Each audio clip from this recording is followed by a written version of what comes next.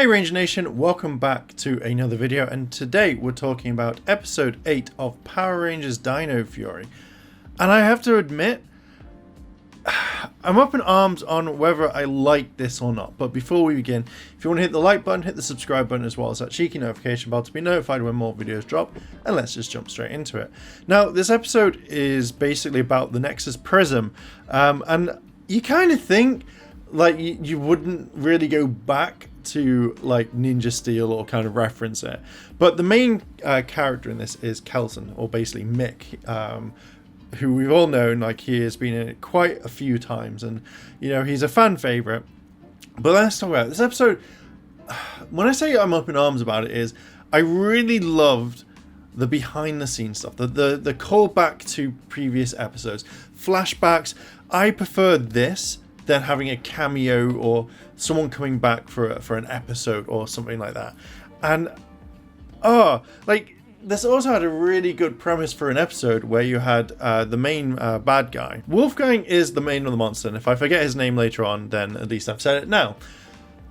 How do I feel about this episode is I love the premise. Wolfgang has the ability that he can destroy things or make them fall apart, and I like this concept. Every single bad guy has a really unique ability. So at the very beginning, rather than the Rangers running about fighting, we're introduced to a Megazord fight, and you rarely kind of see this. I like it when they do.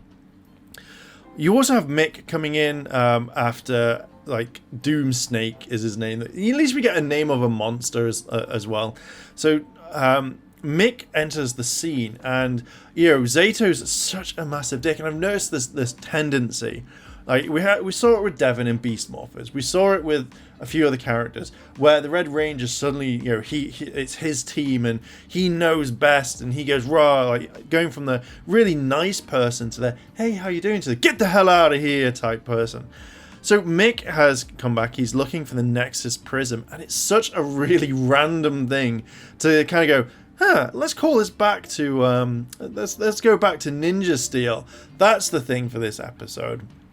So the Nexus Prism is looking for something, and I kind of feel like it's going to be the Gold Ranger that it's looking for. I think later on in the episode where you see it go into the water, that's where it was looking for. So I think it's looking for the key or the soul or whatever it is, Ranger key type thing. I think that's what it's looking for, and I think it does find it, and I think you're going to see the Nexus Prism come back in whenever 8 years later. I'm only joking. When the hiatus finishes, I think that's when the Nexus Prism's going to come back and give the key to the Rangers, or give it to the Gold Ranger who's going to come up. That's my kind of prediction for this. One thing I really loved about this entire episode is the flashbacks, where we now know how the Nexus Prism was made, because you never find out about it in Ninja Steel. And I can understand, because maybe the writing wasn't that great back then. It was not that great. But with this one, finding out that the Morphing Masters, and the fact is that the Morphing Masters are still around, oh my god, that was so cool. Like, they've watched it. Now, I really kind of wish that they put in maybe 2 more scenes where you saw maybe Mighty Morphing, or where you saw I don't know, like Mystic Force, something really random. But the main episodes that we see are literally Ninja Steel and Beast Morphers, and I can understand because they're the previous ones. Beast Morphers definitely, because that was basically Hasbro's thing. So I love the fact that it shows that the Nexus Prism was watching. No, the Morphing Masters are watching. They've seen the Morphing Grid when it comes to Beast Morphers. They saw the Morphing Grid when it came to the Nexus Prism. So there's multiple different things, and I absolutely loved this. I absolutely thought this was just amazing for what it is. Other parts in this is where you've got Boom Tower and Wolf's Bane, and Boom Tower does get destroyed. I'm going to jump all over this thing rather than going in order. But you do see that the Boom Tower does get destroyed, and it's kind of interesting because they have because they have the suit, they could easily use it for like battling normally, rather than just kind of in and out and he's gone, rather than growing up. It would have been kind of cool, because it would have stood out slightly, but it does mean that they would have had to have shot a bit more original footage. Now, the one thing that I didn't really like in this is just the way that Mick was. Now, all the way through Ninja Steel, from what I remember, you don't really see Mick use his powers that much. And that's one thing that kind of really got to me, is the fact that he's trying to get into Buzz Blast, trying to get everywhere, and he can turn into multiple things really quickly. Now, correct me if I'm wrong, I don't really remember this as much in Ninja Steel. It was more kind of just all over the place. So for seeing Mick being like this was a bit out of character, and you think that maybe he would have gone straight to the Rangers and done it. But what I did like, and I hope that they use this, is that Mick brings back this, or he has this hard disk drive with all the previous Rangers data. So I kind of imagine it just being like the way that Tommy was in Dino Thunder, where he turns around and he's like, oh hey, this is like, you know, this is the accountable of all the records and stuff. So I really hope that they do something like this in the future. Maybe it's like, oh, you know, there's an enemy that we can't defeat, so we need to look back at how the Rangers have done it. It would be really cool if it was like Scorpina had come back, and like, or like the generals or something, so the Rangers had to look back and go, oh, that's really cool, how do we do this? So I feel like that is going to be a major plot key, because you kind of wouldn't bring it up. You would have said, oh, this is the Nexus Prism information that I've got, it's going to help me find it. So I kind of think that's going to be that main key issue later. I just love these sorts of episodes. The humor as well, I kind of like, I noticed that there's a thing in this, like, so that they can skip time, they call the Zords much later on, and it's rather than like call the Zords and they all jump out at one, it's like each Ranger says their Zord name, and I was just like, oh, you're doing more time. But it's also kind of really weird that they went straight to Sentai footage as well, because to me that was a bit kind of weird. You know, you think that you're in the area, so you could have just done shooting it all there rather than cut into Sentai. So not unless they have a Sentai quota.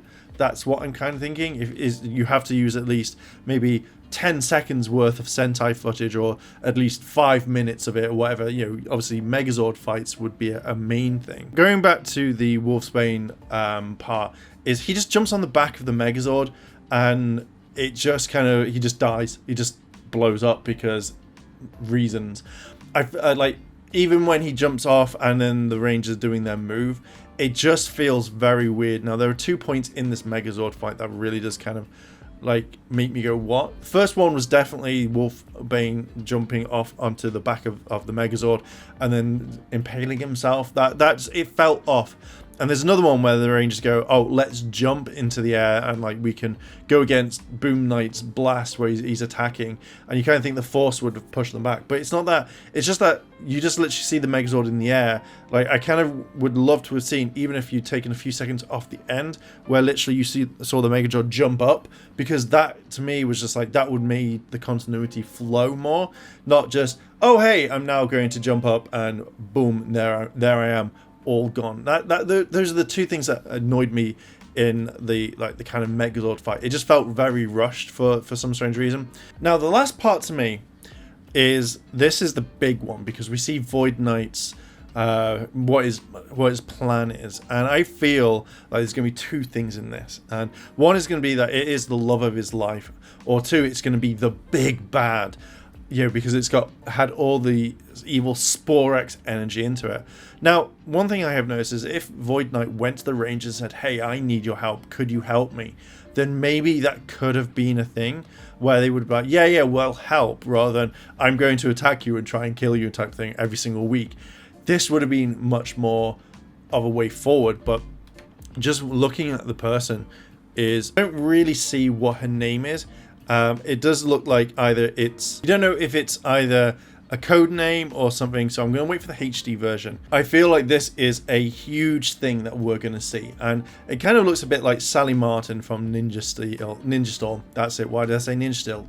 It's so weird. But I love the fact that we now know the plan. It's made you go, I want to know more. So this is something that I kind of really want to look into and see what's going on. But I have to admit, it made me want to watch more. It made me want to feel and go like, I want to know what is going on. But yeah, this episode, it's a half and half. It's weird because there are some elements that annoyed me, but there's a lot of cool stuff happening in this. I really can't wait for it. So yeah, I'm going to leave it there. This episode was absolutely fantastic, and a little bit shit at the same time. I'm not going to lie.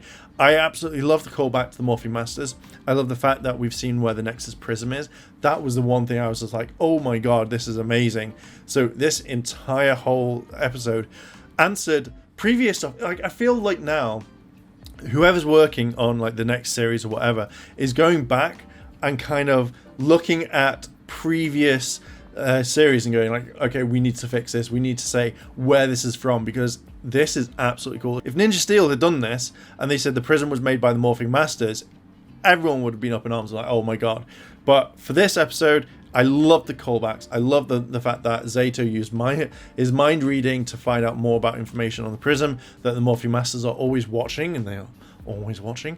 But yeah, I absolutely thought it was great. One thing I forgot to mention that I liked in this episode was that Mick mentions that he's going to go open up a steak shop in the galaxy somewhere, and this is a reference to the fact that Kelson actually has a steak shop in New Zealand, so I absolutely adored that they put this in, and it made me giggle. So yeah, thought I'd add that in. I'm going to leave it there. What are your thoughts on this episode? Did you like it? Did you not? Let me know down below in the comments. If you like this sort of content and you want to see more, hit the like button, hit the subscribe button, as well as a cheeky notification bell to be notified when more videos drop.